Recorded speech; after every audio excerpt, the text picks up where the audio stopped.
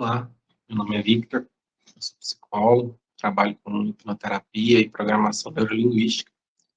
E hoje eu gostaria de dar uma breve aula a respeito de alguns conceitos fundamentais sobre a hipnose clínica. A primeira coisa que a gente tem que pensar quando o assunto é hipnose, principalmente a respeito de hipnose clínica, é que a hipnose nada mais é do que um modelo de comunicação. Hipnose se trata de uma forma de você se comunicar com uma pessoa. Hipnose não é apenas aquilo que a gente vê na televisão. Hipnose não se trata apenas ah, de você controlar uma pessoa, de você fazer uma forma dessa pessoa realizar o que você quer. Essa visão a respeito de uma hipnose que utiliza alguns procedimentos que fazem a pessoa, às vezes, ficar imóvel, ou então parecendo que está tendo algum tipo de alucinação, ou mesmo parecendo que a pessoa está dormindo.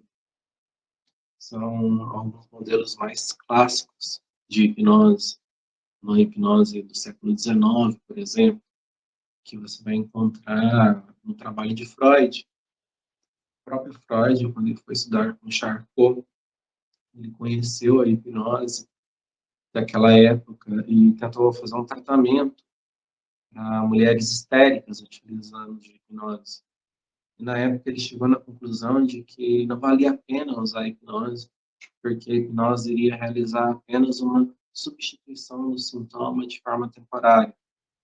E ele acreditou que não seria possível fazer um tratamento dali. Infelizmente, Freud não se deu a oportunidade de explorar o que a hipnose poderia fazer.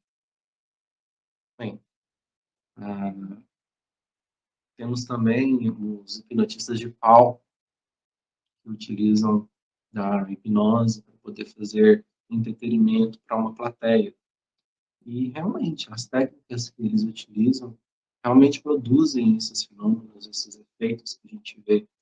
Uma pessoa, ela pode sim pegar uma maçã, aliás, pegar uma cebola em estado de transe, morder essa cebola e sentir o gosto de maçã. Isso é uma coisa totalmente possível, porque num estado hipnótico, num estado de transe, nosso cérebro ele entra numa forma de funcionamento diferente. Essa habilidade de comunicação hipnótica ativa determinadas regiões do cérebro e desativa outras, vamos dizer assim. Eu não sou um especialista em neurociência, um neurocientista saberia explicar essa parte química melhor e talvez até numa próxima aula a gente pode buscar um material mais específico sobre a neurofisiologia que envolve a hipnose. Mas basicamente a ideia é essa. Uma parte do cérebro, ela, entre aspas, vai ser desativada e, entre aspas, outra parte vai ser ativada, né? E isso permite, por exemplo, que a parte que reconheceria o sabor ácido da cebola é desativada, é interrompida ou bloqueada de alguma forma, enquanto que a pessoa, ao estar naquele estado hipnótico, ao estar num estado de confiança com quem está trabalhando com ela lembra o sabor de uma maçã, ela acessa essa memória de uma forma tão vívida que ela sente esse sabor na boca dela. Fisiologicamente, ela chega a salivar e, numa realidade interna que ela está construindo ali, ela realmente sente esse sabor dessa maçã. Bem, isso foi basicamente o que foi feito até o século XIX. Um pouco de entretenimento, uma substituição de sintoma, uma... você interrompia um sintoma durante algum tempo, mas ele retornava depois. Até esse momento, a hipnose ela não é completamente explorada. Essa forma de comunicação não pode ser totalmente explorada. Quando a gente fala sobre hipnose moderna, quando a gente fala a respeito de hipnose clínica, nós estamos falando a respeito de um modelo de hipnose criado por Milton Erickson, o pai da hipnose moderna. E todo o trabalho que a gente vai fazer ah, nessa aula, nas próximas aulas, vai ser um trabalho orientado a partir do modelo ericksoniano. Qual que é a grande diferença entre o que os hipnotistas faziam no passado e o que Erickson fez durante a vida dele? Basicamente, para você induzir uma pessoa ao transe, que você precisa, de alguma maneira, focalizar a atenção dela em alguma coisa. Isso pode ser feito de diversas formas, mesmo com uma pessoa que acredita que tem uma dificuldade em prestar atenção, mesmo com uma pessoa agitada, mesmo com uma pessoa que tenha um transtorno de ansiedade, isso pode ser feito, que era, no passado, um obstáculo para os hipnotistas, porque se acreditava que nem todas as pessoas pudessem entrar em transe, porque os hipnotistas da época não sabiam como fazer essas pessoas entrar em estado de transe. Mas Erickson observou que todas as pessoas entram em transe. Que transe, na verdade, é um fenômeno natural, ele não é uma coisa artificial que a gente produz a partir de um poder da mente. Essa ideia de poder da mente, como se fosse uma energia, inclusive de um cientista dessa época, mais atrás de Charcot, né, Mesmer, onde ele escreve toda uma tese a respeito do mesmerismo, né, como se fosse uma espécie de energia, um plasma que uma pessoa pudesse transmitir para outra, e se essa energia sua fosse mais forte que a energia do outro, você seria capaz de fazer essa pessoa realizar determinadas coisas. Bem, a, o trabalho de Mesmer tem sua validade, ele tem o seu mérito, ele erra em algumas coisas, erra em termos da mentalidade que a gente tem hoje, do conhecimento que a gente tem hoje, mas para a época dele, provavelmente aquilo era uma inovação. E Mesmer, da forma dele, contribuiu para a história da hipnose, mas basicamente o que ele estava fazendo ali eram procedimentos hipnóticos para conseguir fazer com que aquelas pessoas aceitassem uma determinada sugestão e realizassem determinadas coisas. Mas essa ideia da hipnose como um poder de controlar as pessoas vem muito daí. Essas ideias de Mesmer, essa energia mental que vai influenciar os outros. Bem, que nós podemos pensar a respeito disso tudo até o momento. A hipnose, até então, ela era utilizada apenas de uma forma de descontração, pouco explorada na medicina, poucas pessoas tinham coragem de pesquisar a hipnose. A hipnose sempre foi muito mal vista na comunidade científica, como um procedimento de charlatão, não era vista de maneira científica. Charcot teve coragem de trabalhar isso dentro de uma universidade, Freud teve coragem de estudar um pouco sobre isso, mas realmente foi Milton Erickson quem conseguiu explorar verdadeiramente o que se trata de hipnose. Mas, enfim, o que Erickson fez de tão diferente dessas outras pessoas? Milton Erickson era uma pessoa que tinha uma capacidade de observação muito grande. Era uma pessoa que teve a oportunidade de aprender a olhar as pessoas, de aprender a olhar o outro, mas não qualquer olhar, um olhar mais profundo, um olhar focado na pessoa. Milton Erickson dizia que quando você está em frente a um paciente, você deve contar quantos dedos ele tem, contar quantos pés ele tem, contar quantas mãos ele tem, contar quantos olhos ele tem, contar quantas orelhas ele tem, porque nós temos pressupostos, nós pressupomos que as pessoas sejam de determinada maneira, e nós agimos a partir desses pressupostos. E para ilustrar isso, por exemplo, uma vez Erickson, quando ele trabalhava no hospital, ele tinha um determinado paciente, e ele falou o seguinte para esse paciente: eu vou chamar uma pessoa aqui, Eu vou colocar essa pessoa para te olhar. E você vai ficar em silêncio observando essa pessoa. Essa pessoa não vai falar nada até um determinado momento. E eu quero que você apenas fique olhando para ela em silêncio. E assim ele chamou um médico, não tenho certeza se esse médico era estudante dele, ou provavelmente era algum estudante dele. E esse médico entrou, Erickson instruiu ele a apenas ficar olhando para esse paciente. E ele ficou olhando por 10 minutos. Ele ficou encarando os olhos desse paciente. E depois de 10 minutos ele disse: Ah, percebi. Finalmente eu entendi. Ele tem apenas um olho. O paciente riu e disse: Não, na verdade eu tenho três. Tenho um olho de vidro,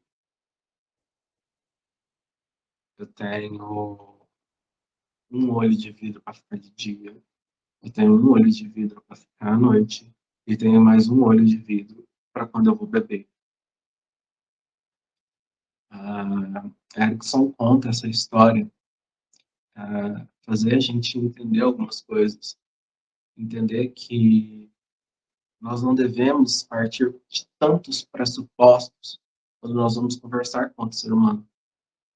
A gente parte do pressuposto que as pessoas têm dois olhos, e ele tinha ali algo parecido com um olho, e a mente dele não foi capaz de perceber que se tratava de um olho falso em menos de 10 minutos. Ele precisou de 10 minutos para perceber que aquele não era um olho de verdade, era um olho de vidro. E o paciente ainda brinca, falando que ele tem mais olhos. Isso serve para ilustrar o poder de observação de Erickson, o, o nível de detalhes que Erickson estava atento. E essa habilidade de observar as pessoas permitiu que Milton Erickson, ao longo da sua vida, pudesse aprender muito a respeito do que é ser humano. E essa observação ajudou ele a desenvolver o seu método de hipnose. Mas, afinal, qual era, então, a diferença de Erickson? Apenas uma questão de observação? Não. Erickson utilizava a hipnose não como um procedimento para controlar as pessoas. Ele usava a hipnose, tal como eu disse no início da aula, como uma forma de se comunicar com as pessoas. E ele utilizava do fenômeno hipnótico de uma maneira simbólica. Vejam bem, existem níveis de comunicação. E numa aula mais para frente eu vou falar melhor a respeito desses níveis de comunicação, mas as palavras, a linguagem corporal, as intenções são camadas da comunicação. E existe uma outra camada de comunicação, que é a camada simbólica da comunicação. Quando você tem uma abordagem, uma psicanálise, quando você tem uma abordagem como a terapia cognitivo-comportamental, as principais intervenções dessas terapias vão estar focadas no nível de comunicação verbal, no nível intelectual, tentando mudar ideias a partir de palavras, digamos assim. Depois eu vou falar sobre isso de uma forma mais aprofundada e mais metódica do que eu estou dizendo agora. Erickson, com a sua observação, com a sua comunicação hipnótica, ele utilizava os fenômenos hipnóticos para se comunicar com as pessoas de uma forma indireta. Ele se comunicava com as pessoas de uma forma mais simbólica. E até onde eu tenho notícia, até onde eu sei, ninguém na história havia feito isso antes. Utilizar um fenômeno hipnótico para transmitir uma ideia para alguém. E essa ideia fazer a pessoa entrar em um processo de associação interno, muitas vezes em um nível que a pessoa não tem consciência. E isso transformar a realidade, a situação, o problema da pessoa. Veja bem, hoje em dia, na psicologia, nós temos uma forte compreensão de que o ser humano ele é um ser sistêmico, é um ser que possui sistemas. E sistemas são interligados. Quando você faz uma mudança em um lugar, em um determinado lugar de um sistema, essa pequena mudança, ela vai alterar todo o sistema. Quando você se comunica de maneira hipnótica com uma pessoa e você utiliza de um símbolo, por exemplo, que transmite uma ideia para essa pessoa, um nível simbólico, você apresenta uma solução, você apresenta uma mudança, você apresenta uma nova perspectiva ou qualquer outra coisa. E essa mudança no nível simbólico vai produzir uma mudança nos outros níveis da comunicação, até que chega nas camadas mais externas. Você vê a mudança no comportamento da pessoa. Erickson pôde perceber que é muito mais fácil você realizar uma mudança no nível simbólico, no nível mais pré-consciente ou inconsciente, do qual a pessoa não tem consciência do que se trata, do que tentar ir diretamente no problema e tentar fazer uma mudança direta no comportamento. Se uma pessoa chega no seu consultório e fala, eu quero parar de fumar, e você vira para ela e fala, você não vai mais pegar um cigarro na sua carteira de cigarros, você não vai mais pegar o seu isqueiro e acender o cigarro.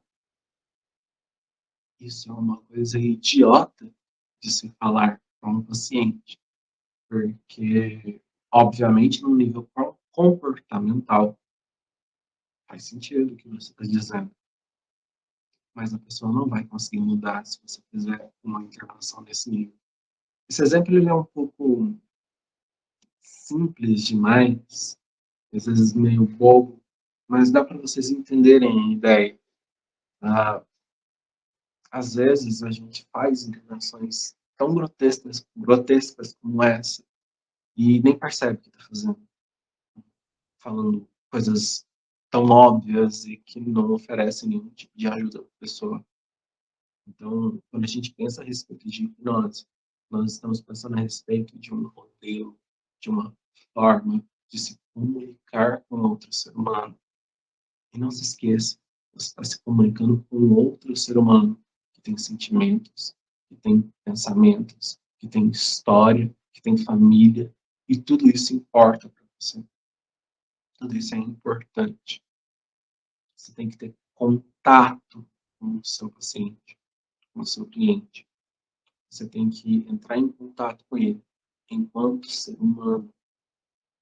Você não pode ver a pessoa apenas como um pressuposto e pressupor coisas sobre ela de uma forma inútil.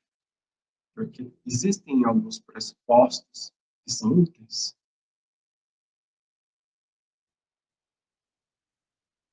Por exemplo, um pressuposto ericksoniano extremamente útil é que todas as pessoas podem entrar em transe. Todas as pessoas são hipnotizáveis. Isso é um pressuposto. Eu estou pressupondo isso.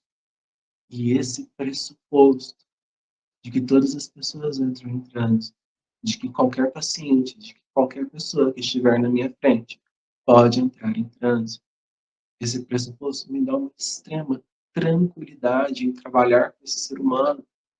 Eu não tenho nada o que temer quando eu for realizar uma hipnose com ele. Eu não preciso duvidar que ele irá entrar em transe. Eu preciso apenas ter a expectativa de que ele vai entrar em transe.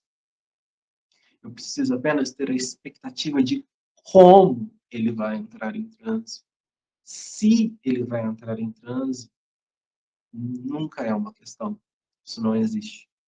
Dentro desse pressuposto ericksoniano, que é um pressuposto útil de você ter no seu trabalho, não existe a possibilidade da pessoa não entrar em transe, porque o transe ele é um fenômeno natural. O transe, ele é uma coisa que todas as pessoas fazem o tempo todo. O tempo todo nós estamos procurando objetos, e esses objetos estão na nossa frente, e nós não estamos conseguindo enxergá-los. Todas as semanas, provavelmente a maioria das pessoas, uma vez ou outra, escuta o próprio nome sendo chamado e não tem ninguém chamando. Todas as pessoas já tiveram a experiência de estar conversando no telefone com alguém muito concentrado e, de repente, quer ver alguma coisa no celular e começa a procurar o celular de um lado para o outro, de um lado para o outro, até que se dá conta de que o celular está na sua orelha, na sua mão, o tempo todo. Quantas pessoas, aliás, todas as pessoas já tiveram a experiência de ter um nome ou uma palavra na ponta da língua. Você sabe que você sabe, mas aquilo não vai à consciência. Você tem consciência que você sabe a palavra que você quer, mas você não consegue dizê-la. Tudo isso são experiências que todas as pessoas têm todos os dias. E todas essas experiências são experiências hipnóticas. O estado de transe é um estado natural. A gente utiliza o termo transe, o termo hipnose, apenas por praticidade e por utilidade, porque não existe uma diferença entre estar acordado, estar consciente e estar em transe. Não existe essa diferença. Entendam bem. Quando você vai dizer para uma pessoa que ela vai entrar em transe, isso é apenas um jeito de comunicar útil. É uma forma útil de você comunicar para essa pessoa que você quer que ela pense e responda um determinado padrão. Mas não existe algo de mágico ou extraordinário acontecendo. Ela simplesmente está funcionando de uma determinada forma e é uma forma que ela funciona todos os dias. Ninguém pensa ao dirigir conscientemente, agora eu vou pisar na embreagem, vou engatar a primeira marcha, vou desenvolver levemente o carro, desterçando o volante para a esquerda, eu vou pisar novamente levemente na embreagem, vou engatar a segunda, vou tirar o pé da embreagem aos poucos, começar a pisar no acelerador, desenvolver o carro, desterçar novamente o volante, engatar a terceira. Não. Ninguém faz isso conscientemente. Você faz isso automaticamente. Nós fazemos coisas automaticamente o tempo todo. O tempo todo nós fazemos coisas automáticas. Isso é uma coisa extremamente importante de se entender. Quando a gente está falando a respeito de hipnose, quando a gente está falando a respeito de psicoterapia a partir da hipnose clínica, nós estamos falando a respeito de ter uma comunicação que possibilite essa pessoa a realizar coisas de maneira automática. E essa é uma grande diferença nesse modelo de psicoterapia com outros modelos de psicoterapia. Nós não temos o interesse em insights, em compreensões, em busca de porquês. Nós queremos simplesmente que a pessoa comece a se comportar de uma forma diferente. Só que essa intervenção, para que ela se comporte de uma forma diferente, ela não começa no nível do comportamento. Ela vai começar, provavelmente, no nível mais simbólico. Estou falando isso agora de forma geral. Tem vários tipos de intervenções, várias possibilidades. A gente vai trabalhar isso mais para frente. Mas, em termos gerais, quando a gente pensa em hipnose clínica, essa é a ideia. Um modelo de comunicação que possibilite a pessoa ter um funcionamento, um determinado funcionamento naquele contexto de consultório, naquele contexto de terapia, que permita a ela automaticamente acessar determinados recursos que ela já possui com ela. Nós vamos utilizar esses recursos para construir a solução. Bem, Por exemplo, isso é um caso real. Certa vez, Erickson foi atender uma garota de 11 anos de idade, eu não me lembro muitos detalhes da história, mas vou contar de forma geral, que ela teve um problema urinário muito nova e passou por várias cirurgias no seu trato urinário, e por conta disso, a, a uretra dela ah, era frouxa, o músculo que segura a urina era frouxo. Então, ela não podia rir que ela mijava, urinava. Ela não podia dormir, que qualquer tipo de relaxamento que ela tivesse na região do abdômen, ela iria urinar o que tivesse ali. Agora vocês parem para pensar. Uma garota de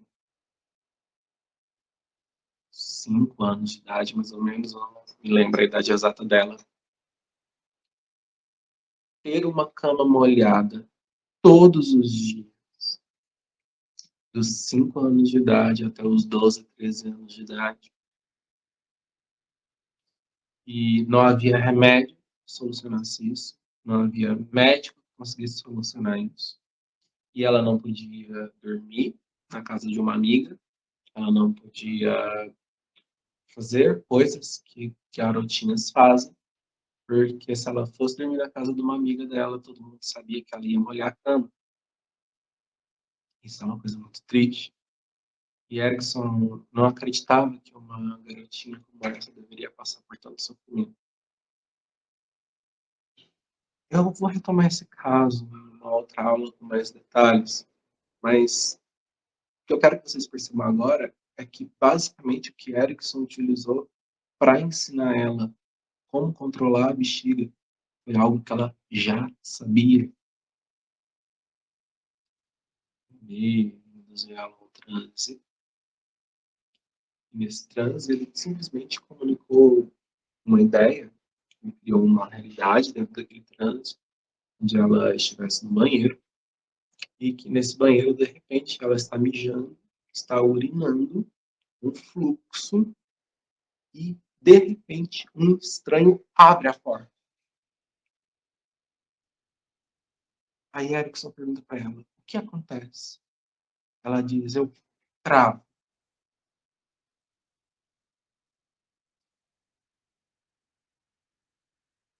Ela interrompe o fluxo, é óbvio.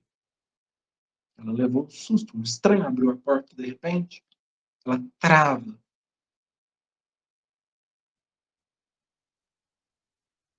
E a partir dessa experiência, que a mente dela já tinha, a mente dela já sabia como travar, ele transmite para ela a ideia de como ela tem que fazer para ter uma cama seca. Esse caso tem muito mais detalhes. A gente vai retomar ele numa outra aula, estudar ele com bastante atenção. Mas basicamente é isso. Ela já sabia como resolver o problema dela. Erickson apenas teve que comunicar isso para ela de uma forma que ela tivesse acesso a um recurso que já era dela. Bem, de uma forma bem geral, pode parecer um pouco complexo, pode parecer um pouco desafiador. E que bom que seja desafiador, não tem problema ser desafiador. Mas todo aprendizado ele acontece em partes. Vocês, quando aprenderam o alfabeto, vocês não aprenderam o alfabeto todo de uma vez. Vocês aprenderam aos poucos, partes. O aprendizado,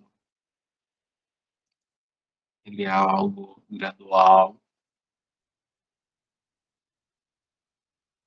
Muitas vezes ele acontece lentamente. E por isso a gente vai ir devagar no aprendizado de vocês a respeito de o que é hipnose, de como induzir uma pessoa ao transe e de como trabalhar com essa pessoa dentro do transe para poder ajudá-la.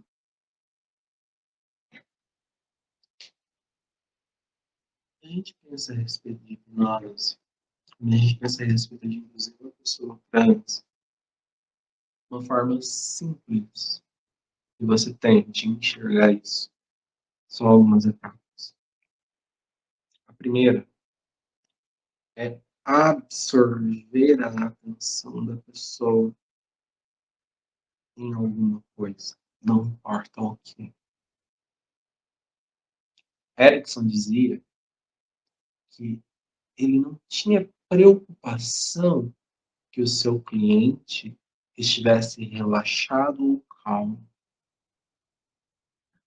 A sua maior intenção ao se comunicar com alguém hipnoticamente era de reter a atenção dessa pessoa em algo.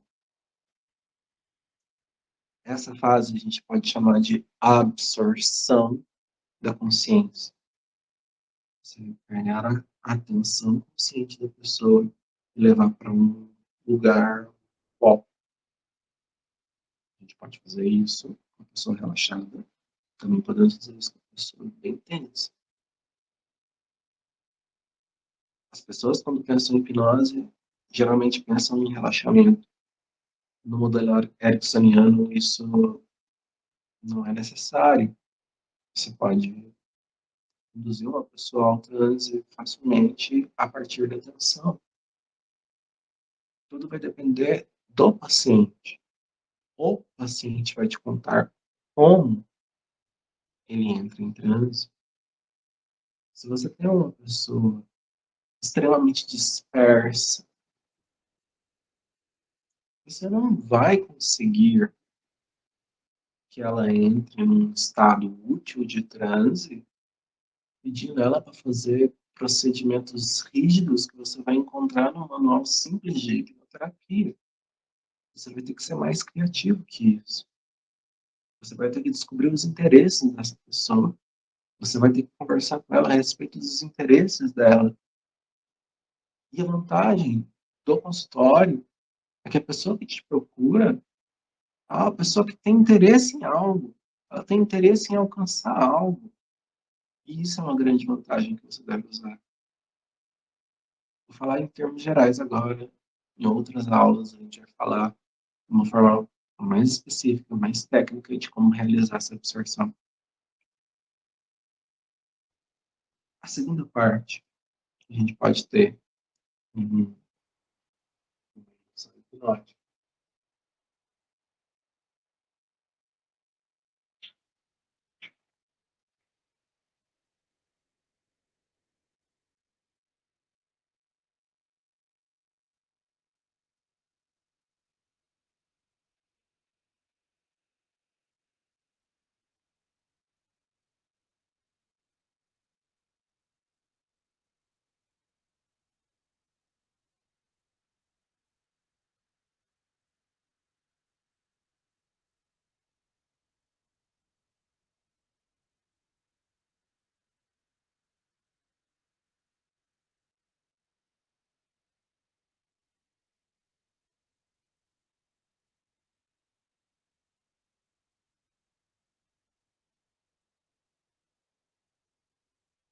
alguém está em transe,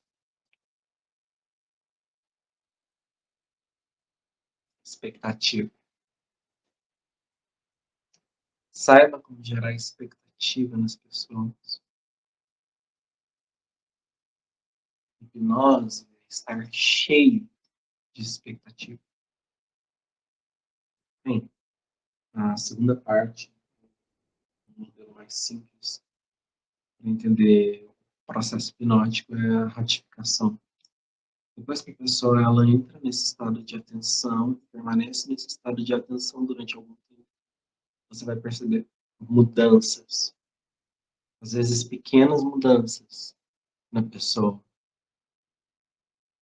A salivação dela pode se alterar, a movimentação dos olhos dela pode se alterar, o tônus muscular dela pode se alterar, o movimento dos olhos, a frequência que ela está piscando, se ela tiver com os olhos abertos, a, até mesmo a coloração do rosto dela pode se alterar. Isso tudo são detalhes que a gente tem que estar atento.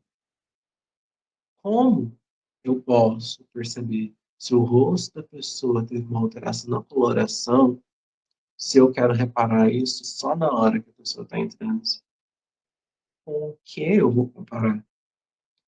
Quando a pessoa está na sua frente, no primeiro instante, você já começa a observar essas coisas.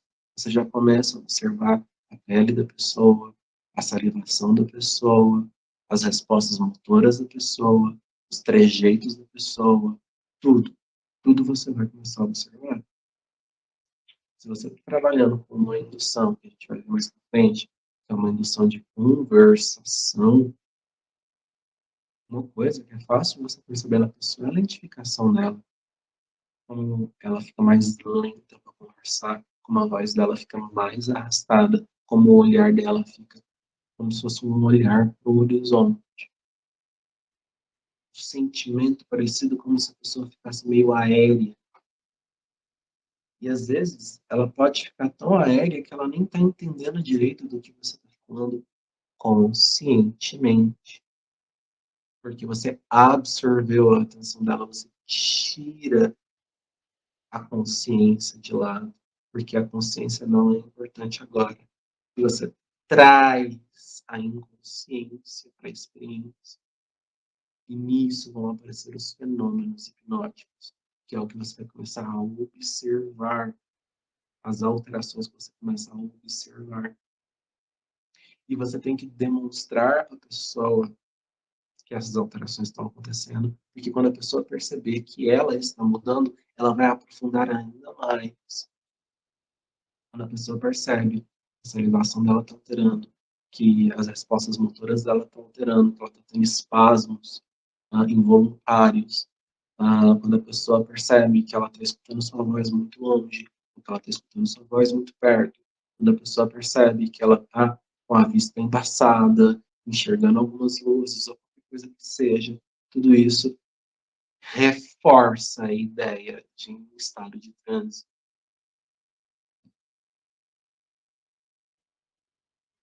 E depois disso, você pode começar a promover, a partir dessa linguagem hipnótica, mais fenômenos hipnóticos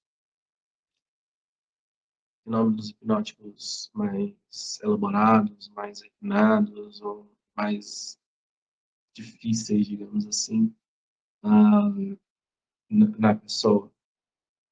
Você aprofunda o estado dela, você vai começando a trazer esses fenômenos hipnóticos. Muitas vezes, nas primeiras sessões, o seu principal trabalho é treinar a pessoa a manifestar esses fenômenos hipnóticos. Uma coisa que ninguém nunca tinha feito antes de Erickson, provavelmente, foi o fenômeno hipnótico da levitação da mão. Fazer a mão de uma pessoa começar a se movimentar de maneira automática. Isso é uma coisa muito poderosa. Falando grosseiramente agora, depois a gente vai falar sobre essas técnicas de forma mais aprofundada, de forma mais metódica. Basicamente, se você pode fazer com que a mão de uma pessoa mexa sozinha, existe um pressuposto aí. Existe um pressuposto que o seu psicólogo, o seu hipnoterapeuta, ele consegue fazer você se comportar de forma automática. E se ele pode fazer se comportar de forma automática, movendo a sua mão, então mais coisas podem acontecer de forma automática, e isso é uma expectativa. E essa expectativa, ela vai crescendo dentro do paciente, no nível consciente, no nível pré-consciente, no nível consciente também, e cedo ou tarde, de acordo com as suas intervenções, a pessoa automaticamente começa a se comportar de forma diferente naquele determinado problema, naquela determinada situação. Então, quando a gente pensa em hipnose, a gente está pensando a respeito desse modelo de comunicação que traz para a pessoa uma forma de funcionamento específico. E esse funcionamento específico pode ser utilizado para poder ajudar a pessoa a alcançar a mudança que ela quer. Então, Acho que por hoje a gente pode vir até aqui, fechando esse ponto. Tem as literaturas que eu deixo disponível, os textos para serem lidos. Mergulhe nos textos, leia bastante, assista a próxima aula, faça as atividades e a gente vai aprofundando esse conhecimento. Qualquer dúvida também pode entrar em contato comigo pelo WhatsApp e a gente conversa. Muito obrigado.